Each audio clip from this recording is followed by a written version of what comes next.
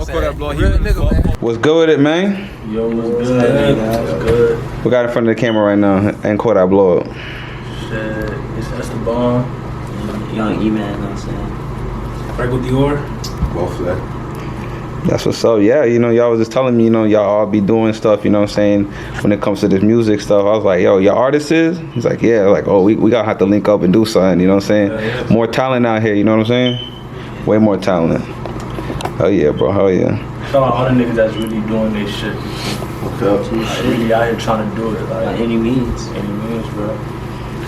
Yeah, but that's what it is, though. Working. Yeah, bro. Yeah, man. Osceola definitely has been up to come up this last 2 years, man. Me doing this, what I'm doing right now, man, I've been noticing a lot of artists are seeing way more talent, all that stuff out here. It's just crazy, bro. It really is, dog. But yo, man, before we get on to the the music and everything, Esteban, I want to like get a little background, you know what I'm saying, so people can get to know who you is, as an artist, as a person, and all that, bro. Like, where you from originally, man? Like, where you raised at? I'm from Miami. I was born in North Miami. I moved to the O like when I was like 9. Then I moved from the O to Point. So the Point side, baby, bro, I've been here since I was like 11, 12, bro. Yeah, where? I mean, shit. You say you been in Miami for how long? You said? Like 9 years, 8, 9 years. Okay. Yeah. You can see the difference between Central Florida and Miami, like how it is. Down south is like everything's like fast paced. Over here, like shit a little bit slowed down. There's some spots where it's like it feel like the crib, but like everything. It's a big difference. Yeah, we were just talking about that on the way here, talking about how Florida, it got all different sections, and like up north Florida, central, and down south, they all got its different types of like feelings, you know what I'm saying? Over here, like, it's a lot more like rural, like country, like I seen like, you see like horses and cows and goats, all that type of shit. Down south, you might see like iguanas and shit like that. Hell yeah. Yeah, hell yeah. Big ass shit. But yeah, man, like, how was it for you growing up, though, man? Like, as a kid and everything, living up out there? Because, I know that was a major transition for you. I ain't gonna lie, because I used to come up to Orlando to visit. Okay. But, like, when we would come, we'd go, like, by Disney World, I'd drive, then go to my auntie crib and we vibe. Like, I never, like, went around, though. So I thought this shit was sweet. Like, I thought shit was sweet. Until, like, we moved here and I seen, like, shit not sweet at all, bro. Like, niggas be getting it in the over, I ain't gonna lie to you, bro. Oh yeah, most definitely. Especially the last couple of years with the whole thing going on out there with them A&Fs and all them people. They got a lot of noise coming out of Orlando right now. A lot of being seen out here. But it's the talent though, bro. You got so much talent out here, bro. It's great because when I was growing up out here, cause I'm from Boston. I was raised out here. I see like. When I was a kid, it wasn't really a lot of like noise when it comes to the music. People making music, but now you're really seeing like genuinely like all these artists and what like Florida really brings and everything. Yeah. So it's a whole different type of wave out here, bro. Especially now, like 2015 to like 2017, it was a whole bunch of mini Kodaks where everybody was driving like Kodak. But now, like you see the versatility. Mm-hmm. Like I fuck with it, bro. Yeah. So like you growing up and everything, man, was that music always in your life, or was it a time that you like realized, like when was the first time you started realizing like, oh, music is my thing? I ain't gonna lie, like music has always been a part of the family. Like my uncle, like he played keyboard, he played the bass, he played everything. Like music has always been a part of the fam because like we grew up in church, you feel me? So like it be instruments at the church, like badass just running around. Like you get bored, so you hop on songs. But music ain't really hit for me until like after I graduated high school. One day, like I was helping my uncle move out his crib, and he was throwing away a piano.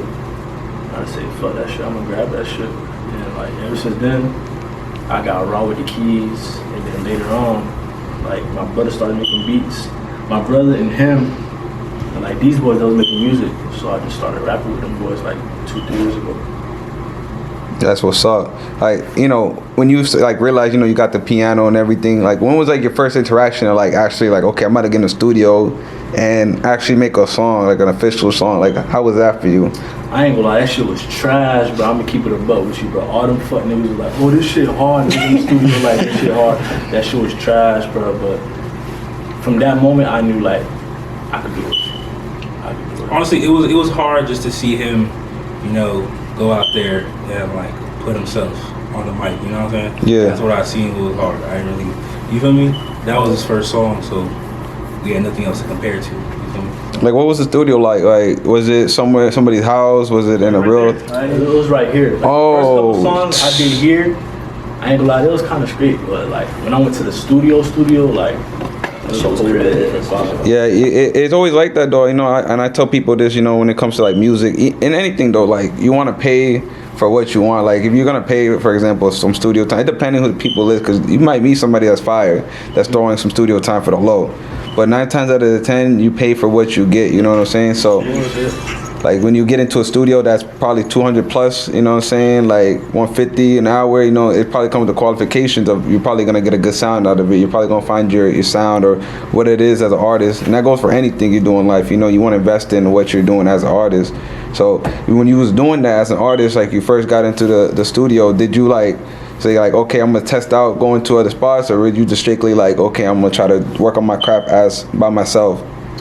Nah, I went to that studio, and then from then on, like I was always nervous. You feel me? Like when it comes to my craft, bro, I'm sensitive about my shit. You feel me? So like I'll be kind of nervous when I get in the booth, but like I built a relationship with that specific studio, like with that specific engineer. So like as I started fucking with him more, I got more comfortable. And, you feel me? Like my delivery got better. I started to find my sound more.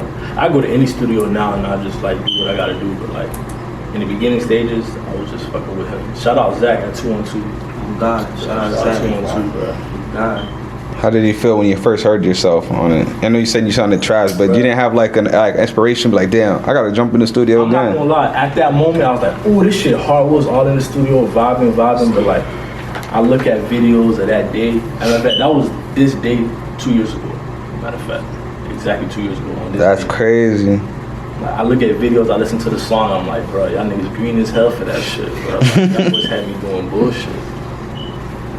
Yeah, I mean, bro, to be real with you, when I first started doing what I'm doing now, I look on and I still got them. You can scroll all the way down to the beginning, like my first interviews. It wasn't all that. It was, I told my homeboy that he's making music, yo, let's go to the park, I want to interview you. And I thought it was fire, you know what I'm saying? Because, you know, when, like you just said, you at that first time you heard it, you It's like, that's your shit. yeah, you like, I did that. But as you like progress in time and you look back from when you first started, you're like, yo, I came a long way. But I mean, bro, that's life for anything though. You could start doing your music and you start listening to yourself and you're just gonna get better at craft, you know what I'm saying? It's just how life is. That's on anything. You get into it, you're probably gonna not be good at it at first, but after a while, you know, you start learning how to like, you know, get better at everything. You gotta try to get better than the last song or whatever you're doing. Like you can't just stay not consistent with your stuff. Oh yeah, bro. Oh yeah. But the progression was real, bro. Listen to like my old shit to like the shit I got now. Like the progression was real, bro.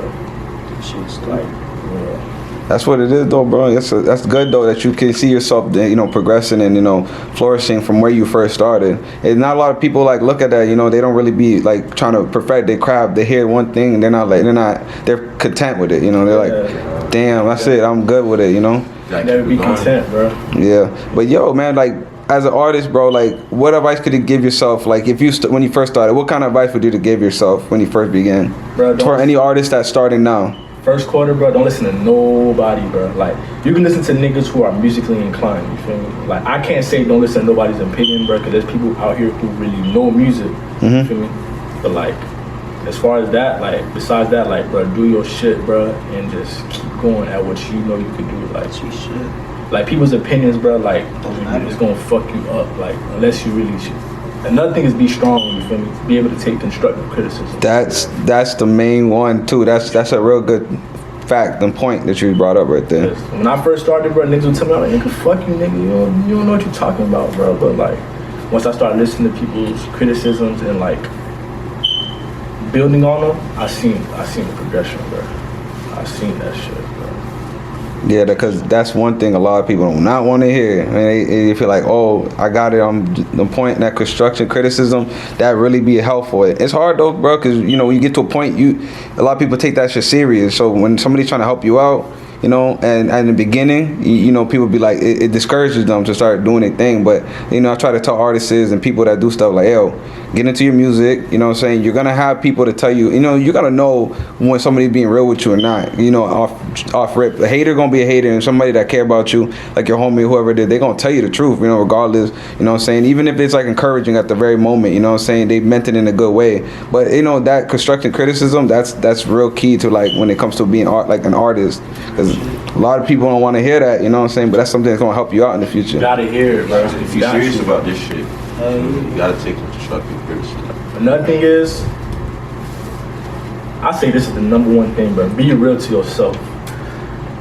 Don't get in the booth and start rapping about some bullshit. If you know you a nigga who like to get fly and fuck with the diamonds, don't say you be out here trapping, hitting these licks. Don't say that bullshit. Don't say you be talking all this shit, bro. Because it's gonna catch up to you. Like, you're gonna Let them know. you're gonna find yourself trying to live a lifestyle so you can be able to make your music authentic. And you gonna die like that, bro. Real shit. That's how niggas die. Like You gonna die, you gonna end up in prison, bro. Like, if you know you a lame nigga, bro, rap about lame shit, bro. Rap about how you lame and you trying to get your come up, bro. Like, rap what you know. Don't get in the booth and lie, bro. Cause it's gonna come to light. Niggas are gonna know, bro. So don't get in the booth and lie, bro. Be real to yourself. Don't embarrass yourself. Don't embarrass your family. Don't say that you've been struggling, bro, when your mama worked 2 jobs. You feel me? Don't lie, bro. Like, that's another thing. Like, one thing I hate, bro, is the people who lie in their music, bro. And you be physically knowing them too. Like, I was just seeing you at the store. Like, you know, that's true though, bro. Cause you know, I feel like nowadays, you know, music. Cause like you look at in the '90s and early 2000s, you know, it changed a lot. Like nowadays, we're talking about our generation. You got to be a certain type of person to get like not credibility, but like be accepted into society. You know, a lot of people be looking at them like, oh, they think, oh, I gotta be this person to get accepted in society, but really, you don't. Bro. You really don't. In this generation we live in, bro, it's shout out Kanye and Andre 3000 and those like rappers who made it cool to be weird, bro. Who made it cool to be quote unquote lame, bro. You don't gotta be a street nigga, bro. Like, shit. Like, the hoes don't like that shit all the time, bro. Like, just be yourself.